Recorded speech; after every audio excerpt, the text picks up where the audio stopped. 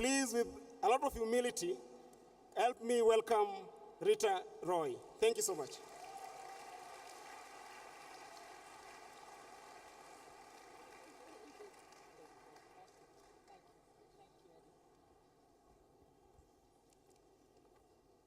Good evening, everyone.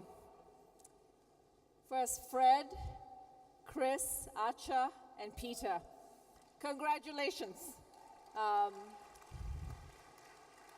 They say that organizations take on a life of their own, so I want to make sure I wish you a happy 10th birthday.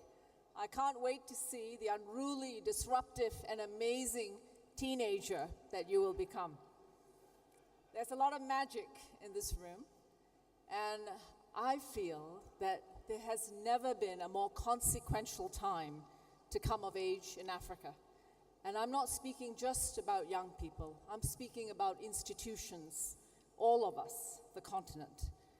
We live in a moment where citizens are enjoying better health care, better education, more political freedom, greater connectivity, much, much more than previous generations would ever have imagined.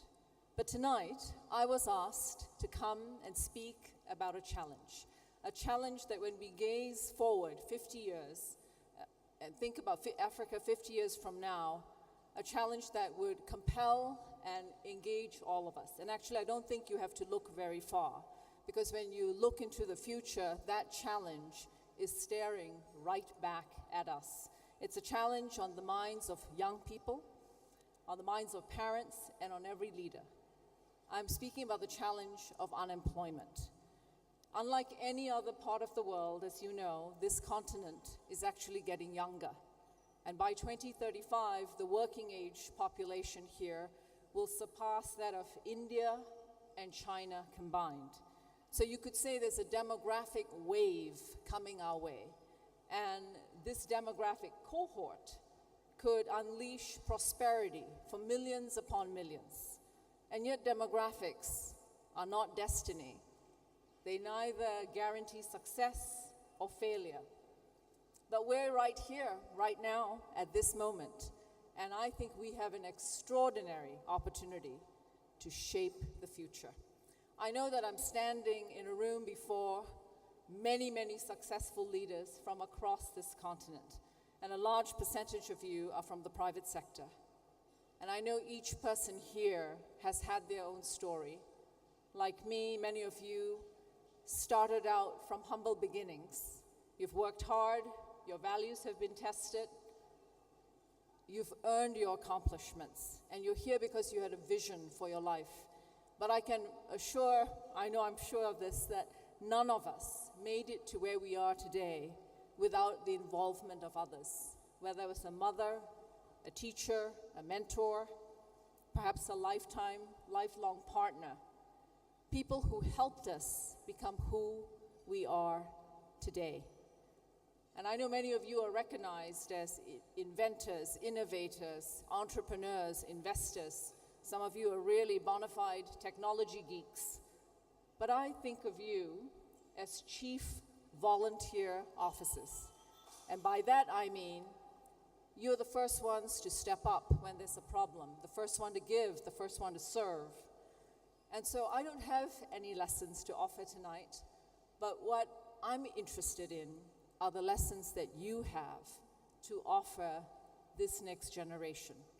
So here's the challenge. As we confront unemployment, I ask and I invite all of you to become mentors to this next generation. If you're a leader in the private sector, find a way to make your company an extension of the classroom.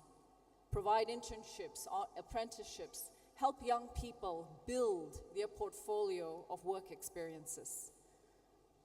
Create space for young talent and for their dreams, especially for the dreams of young women. I know that you can help them become acquainted with the world you know, the world of work.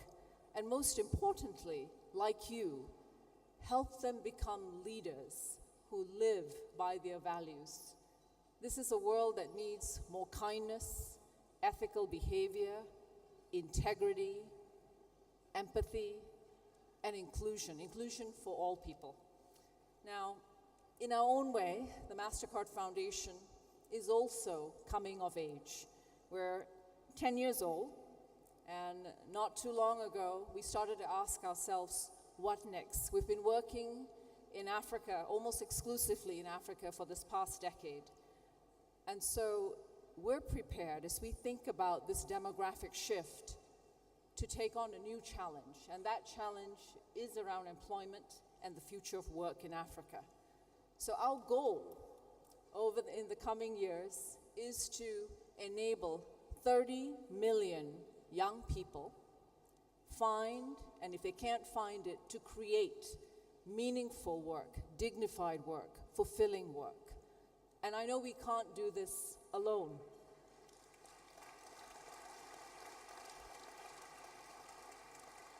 We would like to work with all of you. We want to work with government, with the private sector, with educators, with young people, and with partners like ALA.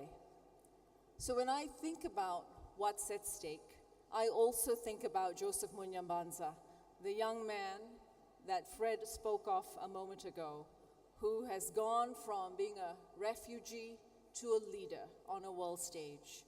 I think that Joseph was very fortunate to come to ALA, but I think ALA was incredibly fortunate to encounter Joseph.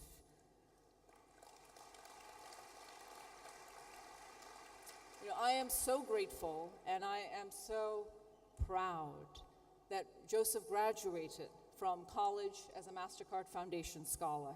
And he has big dreams, as you've heard Fred speak. He has a dream of bringing in another 1 million young people into education, children in education in the DRC. Like many of you, Joseph has given more than he's received, and he has taught us more than we could ever hope to teach him. And yet Joseph is only just getting started. What if we could find another 1,000 Josephs? I think there are 1,000 people here who've been part of this process. What if we could find another 1,000 Josephs and accompany them on their journeys? I think that's why all of us are here, and this is what ALA is about. I know that on our tables there are pledge cards, and we're being invited tonight to make a pledge. So I invite you to be generous, to be bold, to make a commitment, and to make it count. Thank you.